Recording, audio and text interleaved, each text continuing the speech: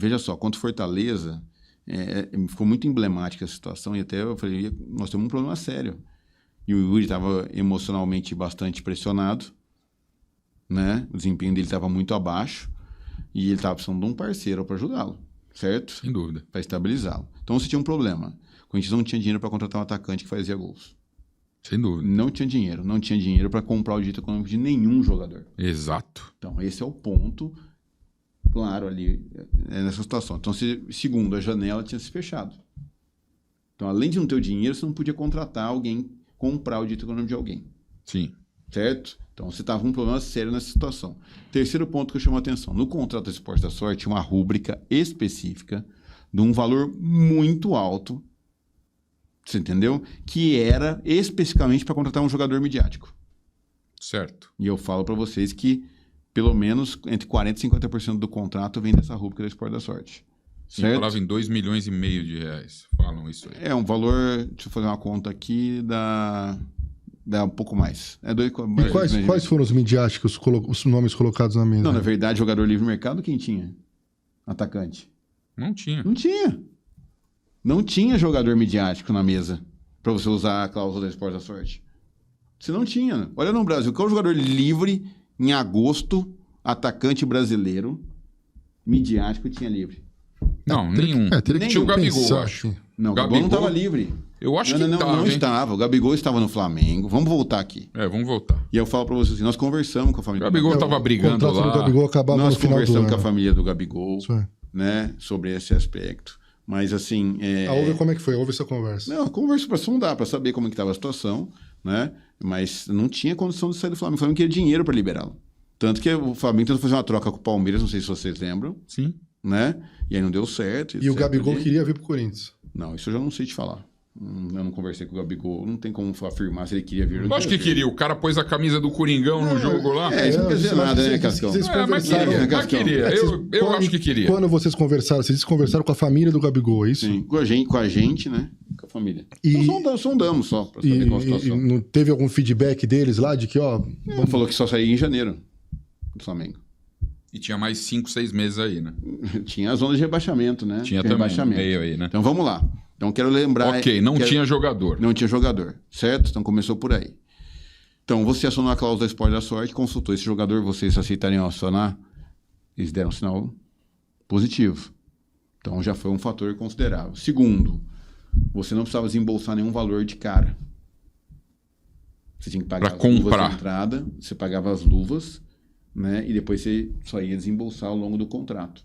Então tem um ponto importante aí. Segundo, quando o Memphis foi contratado, o impacto foi imediato, tanto no elenco quanto no resultado. Como na torcida.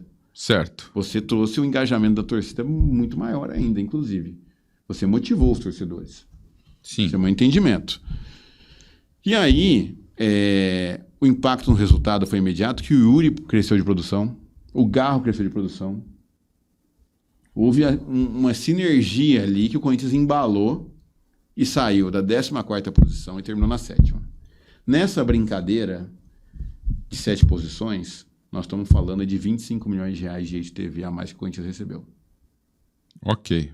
Então, vamos lá. Esse é um dinheiro que, se o Memphis talvez não tivesse vindo, talvez a gente não teria recebido. Você está falando por ter ficado na primeira divisão. Na 7ª colocação. Na 7ª, a diferença da 7ª para a 14ª, 25 milhões de reais. Foi o que o Corinthians rasgou. Não, é outro contrato.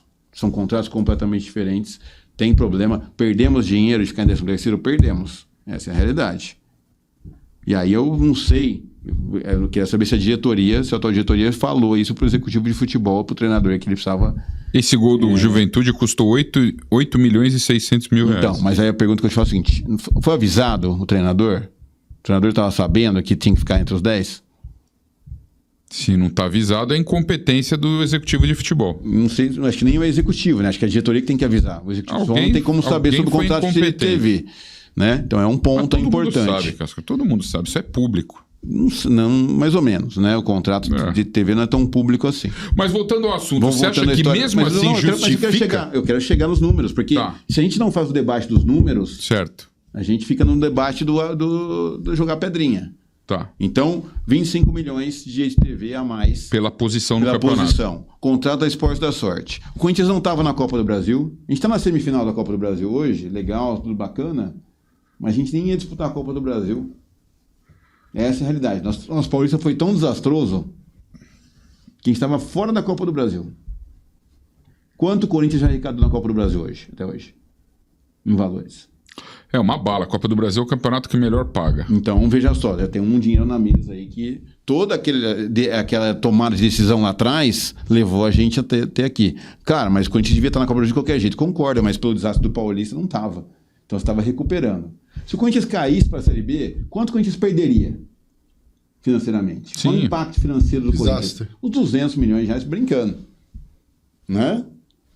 Então você reputa, só não caiu por causa do Memphis. Não estou dizendo que é só por causa do Memphis. Estou dizendo que ele fez parte de um todo que, se você botar na ponta do lápis financeiramente, não é esse prejuízo como estão falando aí. Segundo, em participações em gols que ele teve. Ele fez gols, participou, deu assistência, estabilizou. O Yuri valorizou financeiramente, o Galo valorizou financeiramente. Então Sim. você tem um Bidon valorizou no final do ano. Então você teve um elenco que valorizou com o Memphis aqui. Então você tem que olhar todos esses benefícios do Mas, Cascone, atleta. eu concordo com você até Vamos chegar. ele não jogar mais bola. Aí vamos chegar, mas vamos chegar lá. Aí tem vários elementos que são importantes aqui. De responsabilidade da nossa gestão do Corinthians. Por quê? Você traz isso, acho que a gente poderia ter, inclusive, pensado, claro, essa instabilidade que existe no Corinthians dificulta o marketing em cima do atleta também. Mas só para você ter uma ideia, o Memphis no Instagram tem 20 milhões de seguidores, o Corinthians tem 14. Olha a diferença da situação. O Memphis tem mais seguidores que o Corinthians no Instagram. É um elemento de você mensurar o impacto que esse jogador tem. Né? Leva Então, a marca pra fora. Claro, levou pra fora, na Europa, a credibilidade. Teve outro jogador que quis vir jogar aqui por causa do Memphis. Sim, não. E eu já falei da história do zagueiro lá, né? No outro dia, né? Sim. Do espanhol lá. Sim. Né? Então, que queria, falou, pô, vi que é legal, pode ser um negócio. Né? Então, trouxe uma série de benefícios intangíveis e que você olhar os números, eles trouxeram dinheiro pro Corinthians. Né? Então, assim, se a gente olhar isso, é o ponto. Aí o que aconteceu? Chegou janeiro, houve o vazamento do contrato do Memphis. Quando você vaza, mas todos deviam saber quanto é que era. A questão não é que saber quanto que era ou quanto não era. É o impacto que isso gera no atleta e no resto do elenco. Nós temos que ver que o jogador europeu tem uma outra visão sobre Outra cultura. profissionalismo. Vazar um contrato é inadmissível para um jogador europeu. Isso não existe. E aqui no Corinthians parece que com todo respeito à feira, parece feira. Isso aí rachou o elenco, rachou o vestiário. Eu não posso afirmar porque eu não vivo o vestiário, eu não sei. Mas o contrato já vazou, teve a história da troca de camisa com o Garro. Então, tudo isso foi potencializando. Então, a história do vazamento do contrato criou uma série de situações. O próprio atleta, com certeza, ficou descontente. E inseguro. Peraí, eu posso confiar na diretoria? Eu posso confiar nesse clube? Os caras vazam o meu contrato? Então, imagine o impacto que isso teve. O impacto para o atleta Memphis, ele voltou para a seleção holandesa, vai jogar a Copa do Mundo. Quanto isso vale para o Corinthians também? Inclusive, o Corinthians recebe da FIFA para ele jogar na Copa do Mundo, né?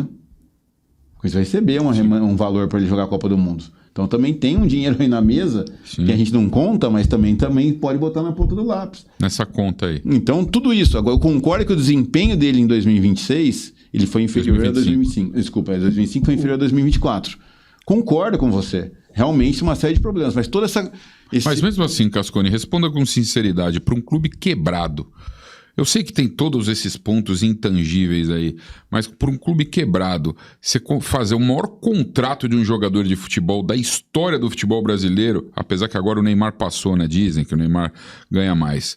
Mas, além de ser o maior contrato até então, ele acaba tendo um reflexo muito negativo na mídia, né? Cascão, por isso que eu volto a te dizer. Se eu tivesse pago pelo direito econômico do atleta...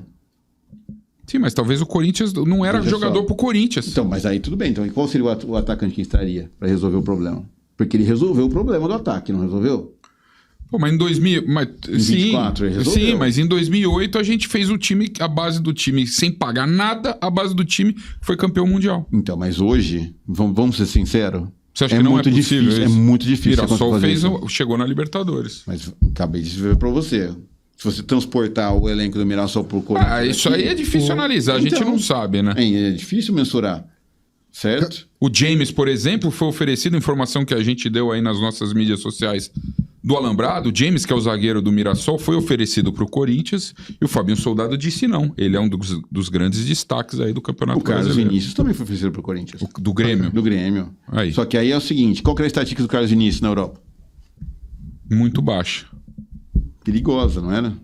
Mas imagino que o Corinthians... Não estava jogando. Existam profissionais no futebol e no Corinthians que sejam capazes de saber se pode diminuir a margem de erro para saber se vai dar certo. Mas você deu o exemplo do Luan. É a mesma coisa. O Carlos Vinícius também estava pouco jogando na Europa. E aí, como é que faz? O Luan tinha uma vasta. O Luan tinha um problema aí, que todo mundo sabe qual que é o problema, né? Que ele foi pego no motel lá pelo Bill. Bill contou pra nós. O Bill contou, né? Então ele tinha um problema que todo mundo sabia que ele tinha. Ele não ia jogar no Corinthians. Quando ele chegou, sabia que ele não ia jogar no Corinthians.